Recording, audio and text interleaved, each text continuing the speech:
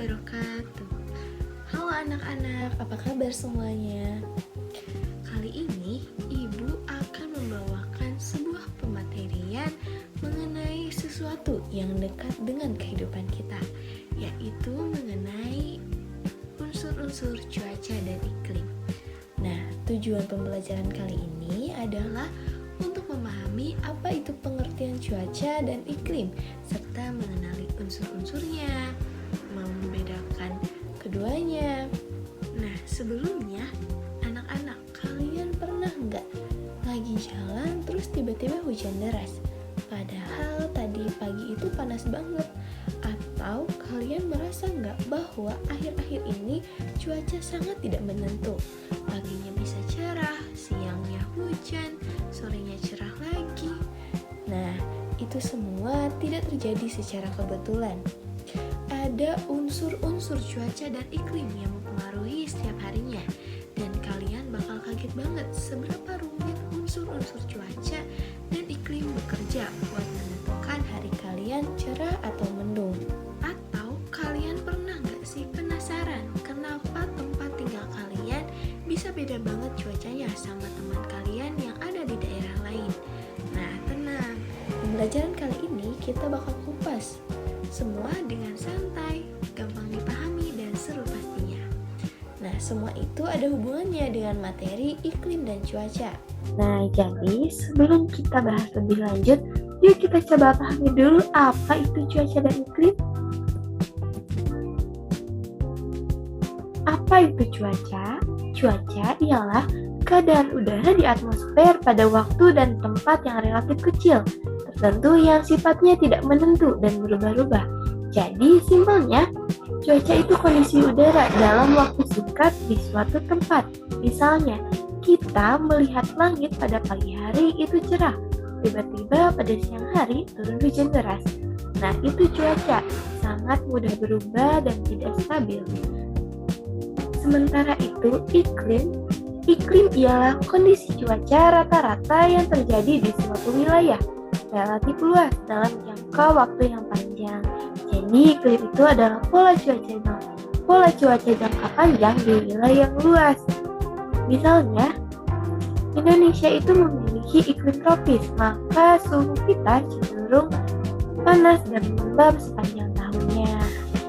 Nah, jadi kalau besok pagi itu hujan adalah cuaca, tetapi jika sepanjang tahun daerahnya dingin seperti Lembang, maka itu adalah iklim.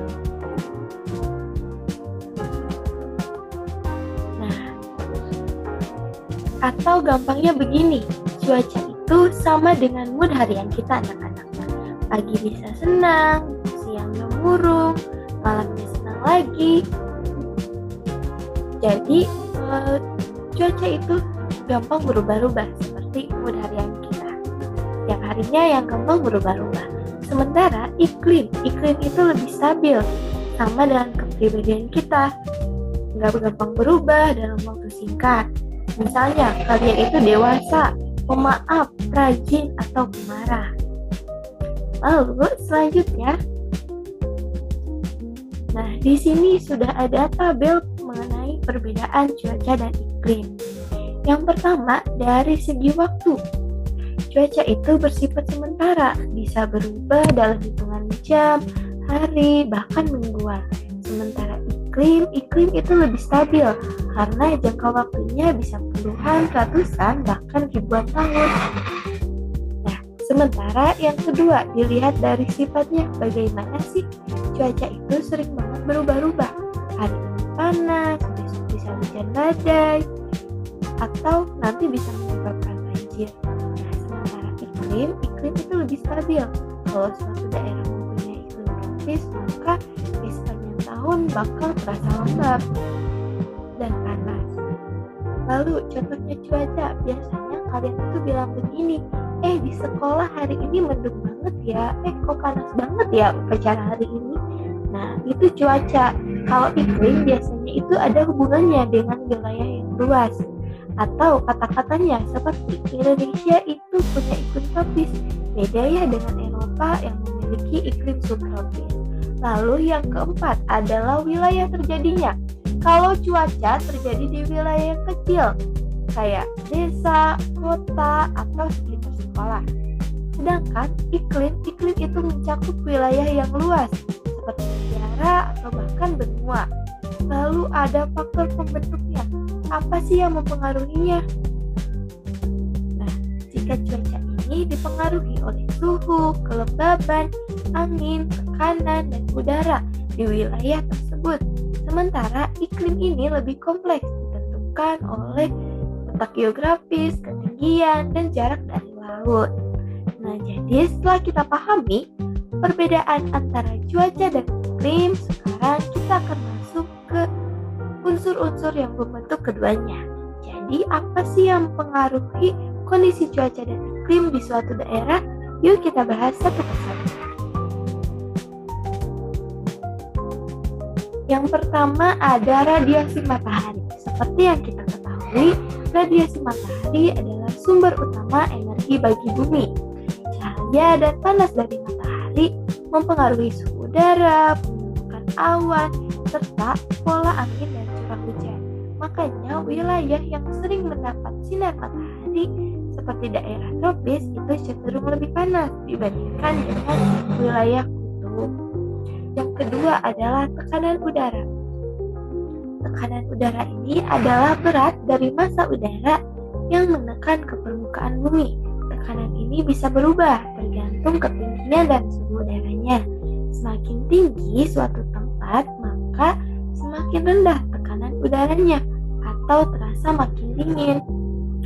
Jadi perbedaan tekanan udara ini lah yang menyebabkan terbentuknya angin. Lalu unsur yang ketiga ada kelembaban udara. Kelembaban udara menunjukkan berapa banyak uap air yang terkandung di atmosfer. Semakin tinggi kelembaban udaranya, maka semakin besar juga potensi kemungkinan terbentuknya awan dan hujan. Itu sebabnya daerah dengan kelembaban tinggi seperti Indonesia sering mengalami hujan. Lalu yang keempat ada suhu udara. Nah, suhu udara ini menentukan apakah suatu tempat itu terasa panas atau dingin. Suhu ini biasa diukur oleh termometer dan dipengaruhi oleh ketinggian tempat. Waktunya biasanya pagi, siang, malam, serta keberadaan benda-benda yang menyerap dan memantulkan panas seperti lautan atau hutan. Unsur yang kelima adalah curah hujan. Curah hujan ini adalah jumlah air yang jatuh ke permukaan bumi dalam bentuk hujan, salju, ataupun hujan es. Nah, hujan ini terjadi ketika uap air di atmosfer mengalami kondensasi dan jatuh sebagai air. Curah hujan yang tinggi biasanya menyebabkan banjir, sementara biasanya curah hujan yang rendah itu bisa menyebabkan kekeringan. Lalu yang terakhir adalah unsur angin. Angin adalah pergerakan udara dari daerah bertekanan tinggi ke daerah bertekanan rendah. Angin ini berperan dalam menyebarkan panas dan kelembaban dari suatu daerah ke daerah lain, sehingga mempengaruhi cuaca dan iklim di suatu wilayahnya. Nah, jadi semua unsur ini bekerja sama membentuk kondisi cuaca dan iklim di suatu tempat. Paham kan sekarang kenapa cuaca dan iklim bisa berbeda-beda di suatu daerah? Nah, lalu selanjutnya ada cuaca di Indonesia. Seperti yang kita ketahui, cuaca di Indonesia bersifat tropis dengan suhu rata-rata 25-30 derajat Celcius. Pola cuaca ini di Indonesia dipengaruhi oleh musim hujan dan musim kemarau. Selanjutnya ada iklim di Indonesia. Indonesia memiliki iklim tropis basah dengan dua musim utama. Curah hujan tahunan di Indonesia tinggi, rata-rata 2.000 sampai 4.000 mm per tahunnya. Selanjutnya ada fenomena cuaca dan iklim. Nah, di sini ada El Nino. El Nino merupakan fenomena ketika suhu air laut di Pasifik naik. Akibatnya Indonesia mengalami mengalami kemarau yang berkepanjangan dan juga kekeringan. Sedangkan La Nina adalah suhu laut Pasifik yang turun sehingga Indonesia mengalami hujan lebat dan berpotensi banjir. Jadi El Nina itu menyebabkan kekeringan, sedangkan La Nina sebaliknya berpotensi mengalami banjir. Lalu ada siklon tropis. Siklon tropis yaitu badai besar yang membawa angin kencang dan hujannya sangat deras. Selanjutnya ada angin muson. Angin muson di sini yaitu angin musiman yang berganti arah setiap 6 bulan. Angin muson inilah yang menyebabkan Indonesia memiliki musim hujan dan musim kemarau. Lalu ada manfaat apa sih yang dipelajari dari cuaca dan iklim? Untuk pertanian, petani bisa menentukan waktu tanam dan panen yang tepat sehingga tidak ada gagal panen. Lalu transportasi, memperkirakan kondisi cuaca untuk perjalanan aman. Jika cuacanya sedang dalam kondisi baik, maka perjalanan pun akan ikut aman. Nah, lalu kesehatan seperti antisipasi penyakit yang muncul saat musim tertentu. Seperti pada saat musim hujan biasanya banyak penyakit seperti flu, batuk, dan lain-lain, sehingga kita bisa lebih mengantisipasi imun kita dan tubuh kita. Lalu mitigasi bencana, seperti peringatan dini banjir, tanah longsor, dan kekeringan. Nah, jadi kesimpulan dari pembelajaran kali ini adalah cuaca itu bersifat sementara, sedangkan iklim itu bersifat jangka panjang.